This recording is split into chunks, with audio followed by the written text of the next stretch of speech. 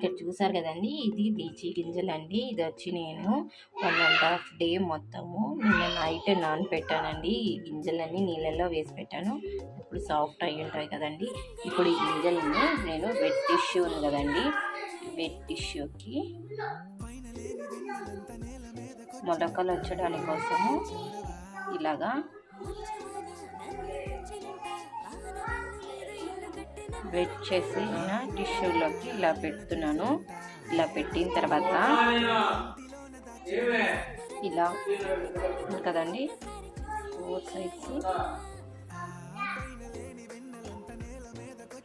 ఇలా ఫోల్డ్ చేసి ఇస్తున్నాను. ఇలా ఫోల్డ్ చేసి అలాగే ఇది కూడా చూస్తారు కదండి, దీన్ని కూడా ఇలాగా ఫోల్డ్ చేసి పెడుతున్నాను. ఫోల్డ్ చేసి టైట్గా ఉండడానికి కోసం నేను ఇది వెట్ అయింది కాబట్టి ఇలాగా జిప్ లాక్ కవర్స్ ఉన్నాయి కదండి, ఇలాగ జిప్ లాక్ కవర్స్లో పెట్టేస్తున్నాను. ఇది తర్వాత ఇది మొలకొచ్చిన తర్వాత చూపిస్తున్నాను. నేను లీచీ సీడ్స్ అన్ని నేను ఈ టిష్యూలో ఒక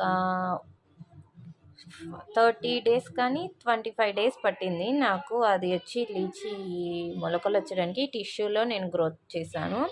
ఇప్పుడు ఆ టిష్యూలోంచి తీసేసి ఇక్కడ చూసారు కదండి నా లీచీ ఇవి ఇప్పుడు ఉన్నాయి కూడా చూడండి, లీచీ గింజలు ఇవన్నీ మొలకలు వచ్చేసాయి. ఇంకా చెట్టు పెరుగుతుందనేసి ఇంకా తీసి నేను టిష్యూలోంచి షిఫ్ట్ చేశాను.